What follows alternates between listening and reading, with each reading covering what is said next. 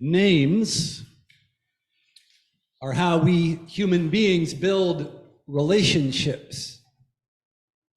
That's what Robin Wall Kimmerer writes in her best-selling book, Braiding Sweetgrass, in which she strives for conversation and even a synthesis between the indigenous ways of her Potawatomi ancestors and modern science.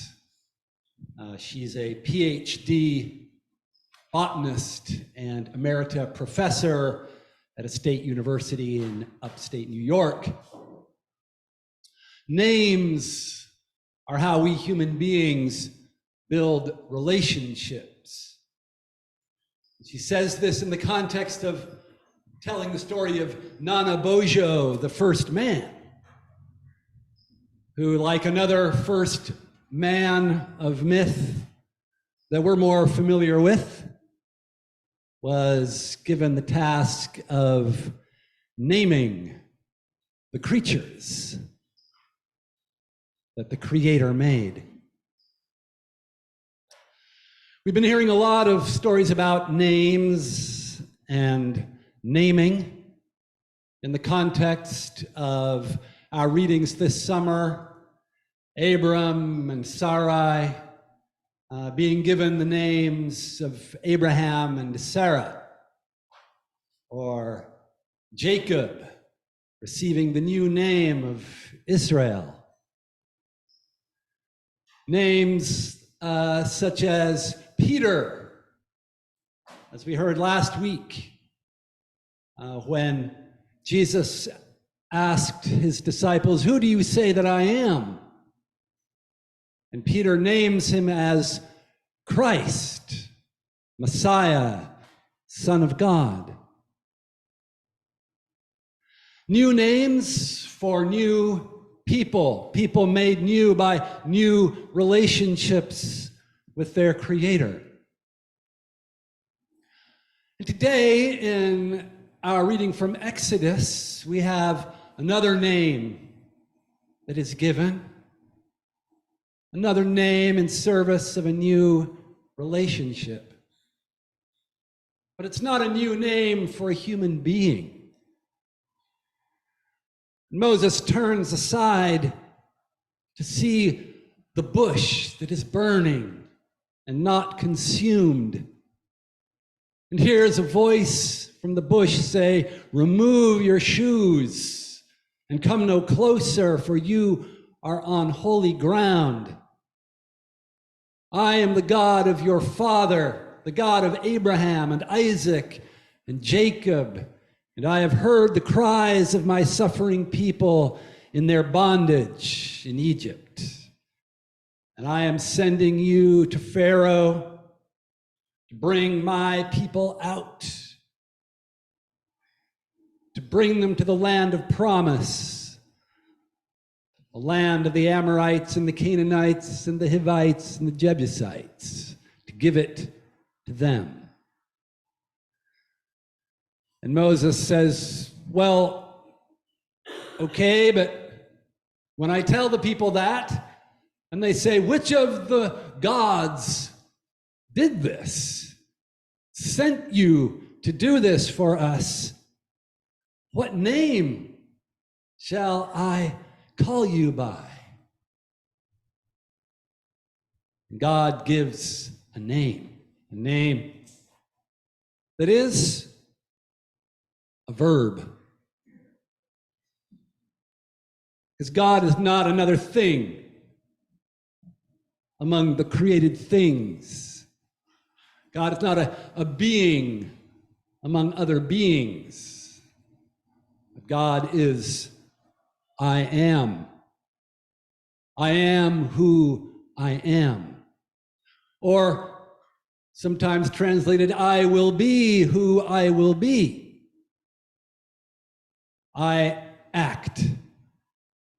And you will know me not as an object of worship, but as the one who acts to free you from slavery, to empower you, to give my people the law, so that when they enter into that land, which I am going to settle them on, when they enter this new phase of their relationship with me, when they are no longer wandering nomads, but a great and mighty nation,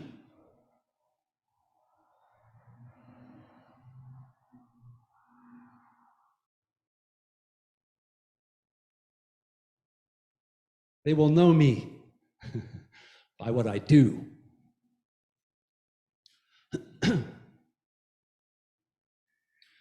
So as I said last week, we had some other names of Jesus.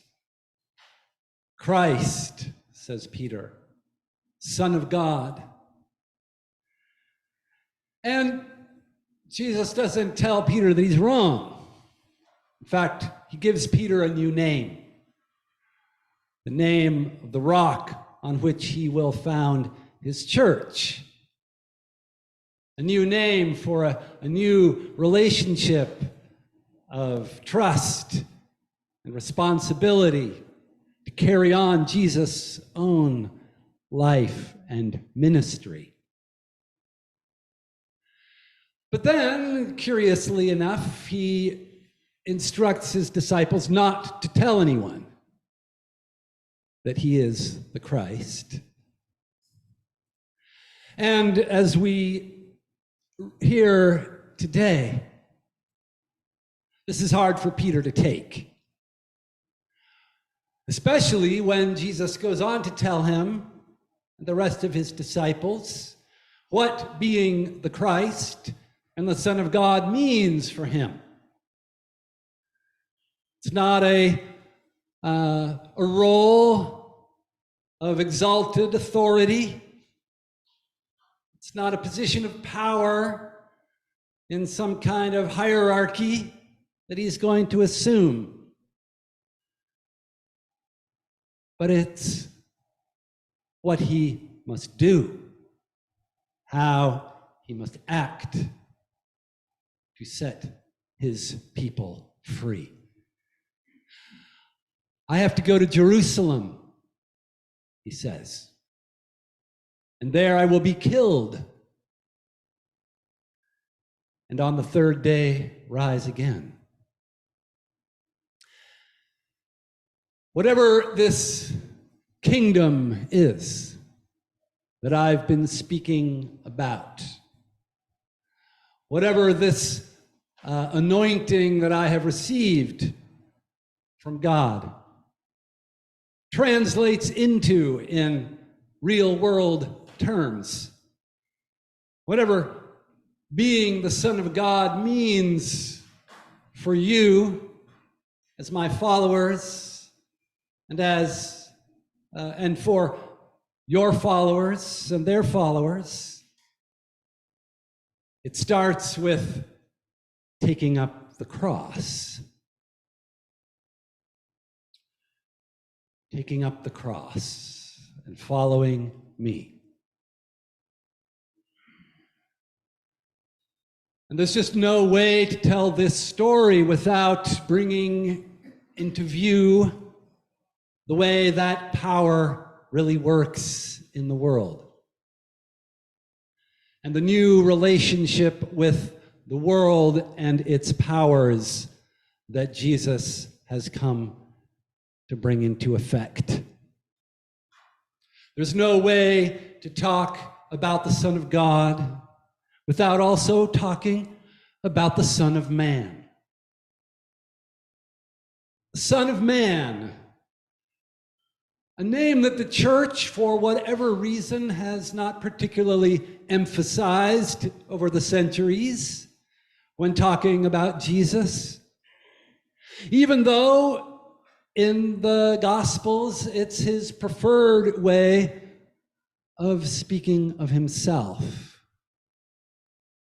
The Son of Man, an image drawn from the 7th chapter of the book of Daniel, when God sits down in the court of heavenly judgment. And we are given the image of these four great beasts in that apocalyptic scene where this symbolic language is used to talk about things that are too politically dangerous to talk about literally. These four great beasts that arise out of the sea, one after another, monstrous creatures of unimaginable power and violence, who are the four great kingdoms: the Babylonians, the Persians, the Medes, and last and most horrible of all, the Greco-Roman kingdom. And then it talks about how God passes judgment on these creatures and casts them down and destroys their dominion. And another one comes to stand before the court of heavenly judgment, one like a son of man coming on the clouds of heaven, one like a human being, because that's what Son of Man means. It just means a human being, a generic human being without characteristics of nationality or gender or religion or anything else. Just a human being among other human beings. And in that scene of apocalyptic judgment in the 7th chapter of Daniel, God gives to the Son of Man all the power, all the dominion over all the nations of the earth, for a kingdom that will endure forever. Who do people say the Son of Man is? Jesus asked his disciples at the beginning of this scene in the Gospel of Matthew we've been reading from for the last couple of weeks. And his disciples come up with people that Jesus reminds people of. Well, Elijah, or John the Baptist, or Jeremiah, or one of the prophets. And then Jesus says, "But who do you say I am?" And the I am just could be the same I am that spoke to Moses from the burning bush and gave him her name.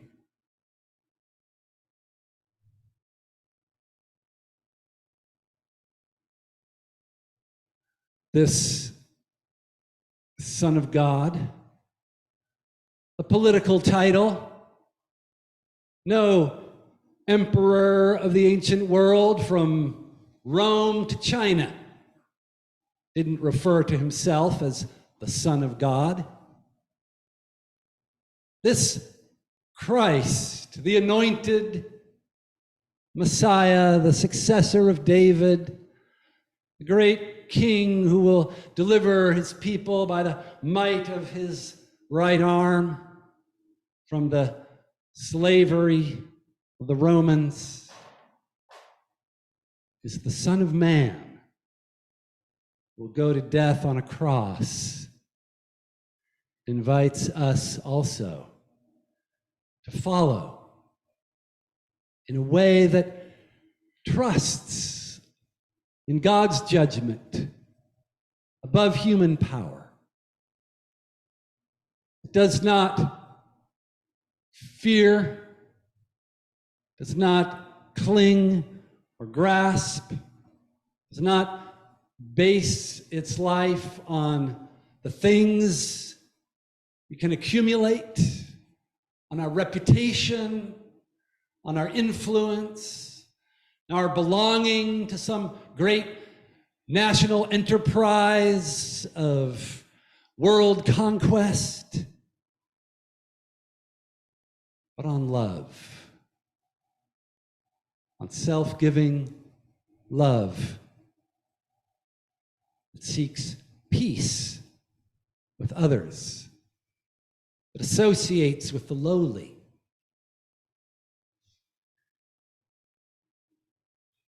It does not curse those who persecute us, but blesses them. Because the Son of Man will inherit the kingdom. The Son of Man is coming with his Father and the glory of his angels. The same Son of Man who died on that cross in Jerusalem. The same Son of Man who calls us to be nothing more, nothing less than human beings among other human beings, just members of this poor human race. At the end of the Gospel of Matthew, when Jesus describes that moment when he takes his throne, sits in judgment on the nations and divides the sheep from the goats, there's one criterion that he says he will use for that judgment. How did we treat him? Did we treat him as someone mighty and exalted, someone who wields worldly power on our behalf? Or did we go looking for him? Did we meet him? Did we serve him as one who was hungry, to whom we gave food? As one who was thirsty, to whom we gave water? As one who was naked, whom we clothed? As one who was in prison or sick, who we went to visit? As one, perhaps, who seeks to cross a national border, driven by desperation, by economic collapse and gang violence and climate change, to flee with her children in search of nothing more than survival? And did we put barrels joined by razor wire in the river? Did we close the checkpoints at the border crossings and force her out into the desert, into the 120-degree heat, and criminalize anyone who attempted to give her a drink of water?